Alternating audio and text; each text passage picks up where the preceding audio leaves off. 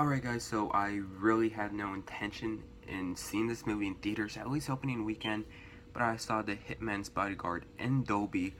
T-Mobile was having an offer for $4 tickets to go see the movie, so like, basically for $12 for 3 tickets to see it in Dolby, I said why not?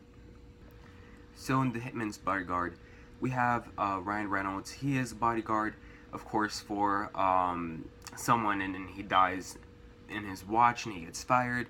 And he also has to get Samuel L. Jackson, who is like a criminal, I guess, who has to testify against the dictator who is really being hated on, and the dictator is played by Gary Oldman.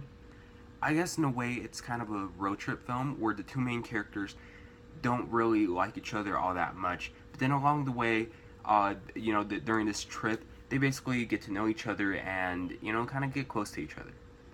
Going into this film, I didn't have much expectations on what to expect, except that we're gonna get a movie with Deadpool and Nick Fury, except Deadpool is more serious, and Nick Fury is the less serious guy. I kind of thought that they should have kind of like swapped the roles, where we have Ryan Reynolds being the criminal and Sam Jackson being the bodyguard. But after seeing the film, it kind of makes sense why they chose them to be those characters. This movie is directed by Patrick Hughes, who directed The Expendables 3, which is okay. And since he directed that, again, I just didn't know what to expect from this movie. And being honest, I had a really good time. While the movie does get a bit ridiculous, that's what it's trying to go for. It took me about 45 minutes into this movie to kind of realize what type of movie this wanted to be. Both Ryan Reynolds and Samuel L. Jackson are good in this movie. They bring the right amount of energy and fun to the movie, meaning that they both have a fun on-screen relationship. Salma Hayek was entertaining and actually funny to watch in this movie. I think she was in this movie for the right amount, not too long but not too short. And again, Gary Oldman is the dictator that nobody likes, and you see why they don't like him. But just being really honest, I just never felt like I really cared for his character. This movie is also driven by some really fun comedy, which, believe it or not, I was actually laughing a lot during this film. I thought this was going to be one of those movies where it kind of tries to be funny, but it really isn't. But it actually is funny because, of course, you have Sam Jackson saying motherfucker like 50 times per 5 minutes, I guess. It's just a lot of fun to watch. The movie does seem to shift tones a lot, where sometimes it wants to be an action comedy, sometimes it wants to be a comedy, but sometimes it wants to be a little bit more serious. Also, the writing in this movie, surprisingly, isn't that bad. And the CGI and the effects and everything, I guess they're okay.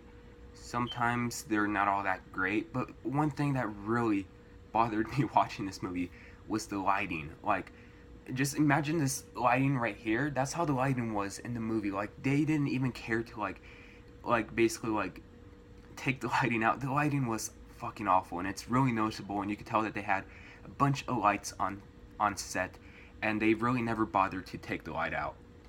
But yes, there are a lot of entertaining action scenes, including this kind of motorcycle chase with Ryan Reynolds, which is a lot of fun to watch. Overall, guys, this isn't a quality film or anything, but it's definitely a really fun time. I had a lot of fun watching this movie, and I think that this is one of those movies that you could either just go on a matinee or on a discount day, and that's why I'm gonna give this movie a B-. And yes, I did see this movie in Dolby, which is kind of sort of like IMAX for those of you guys who don't know. It's like AMC's own version of IMAX.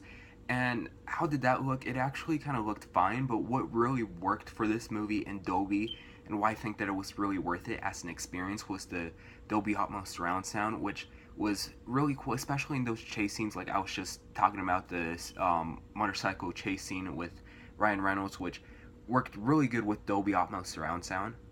And I know this movie got released in many large premium formats, such as not just Dolby, but Cinemark XD and RPX.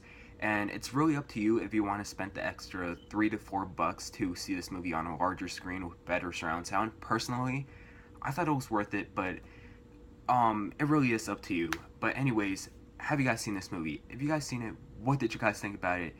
Please like and subscribe. As always, Thanks so much for watching, and I'll see you guys later. Bye.